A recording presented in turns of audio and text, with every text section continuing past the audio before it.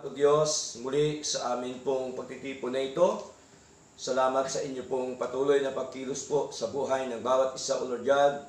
Salamat po, O Lord, sapagkat kami po ay malakas na sigla, Panginoon, at kami po ay inyong binigyan ng kalusugan, kalakasan sa aming mga pisikal na katawan po, Diyos, at higit sa lahat po, O Lord God, sa amin pong buhay espiritual. Salamat po, Ama, sa inyong walang sawang pagsuporta sa amin at walang sawang biyay pagkapala na patuloy niyo pong pinakalob sa amin, O Lord God. Salamat po sa buong taon, Panginoon, na sa likod po ng aming mga trials, mga problema, suliranin, pagsubok sa buhay, Lord.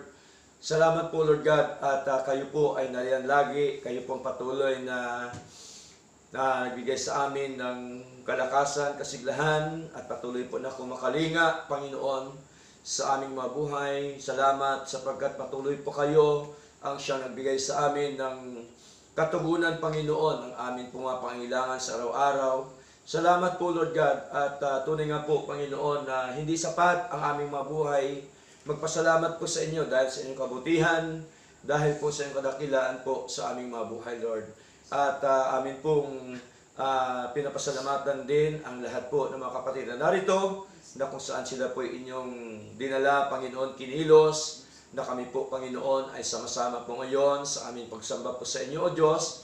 At batin niyo po, Panginoon, ang aming mga puso na walang ibang sentro ng aming paglilingkod na ito, kundi kayo lamang po, Panginoon. At nawa kami po inyong pangunahan sa aming pagsamba po ito, Panginoon. Maging po, O Diyos, sa iba pa namin gagawin mamaya, Panginoon. Nawa, O Diyos, ito pong lahat ay maging maayos po at maging matagumpay. Kayo po nawa ang siyang magpala sa amin, nawa, Panginoon, ng inyong po mga salita, ng inyong mga aral. Patuloy mo kaming patatagin na bilang pundasyon ng aming paglilingkod na ito, ang iyong mga aral, O Diyos, napakahalaga, ang inyong doktrina, ang aming mga practices, Panginoon, sa araw-araw ng aming buhay, ang aming mga testimony, Lord. Nawa, O Lord God, kami po inyong iangat, Panginoon, sa aming paglilingkod na ito. Nawa kami po inyong palaguin. Nawa, Panginoon, kayo po nawa ang siyang kumilos, Panginoon, sa bawat isa sa amin, O Lord God. At alam po namin, O Diyos, na hindi niyo po kami iniiwanan, ni pinababayaan man, Panginoon, sa aming mga buhay. At batid namin, O Diyos, na kung wala po kayo sa aming mga buhay po, O Lord, ay wala po kami magagawa, Lord. Salamat po na marami sa lahat.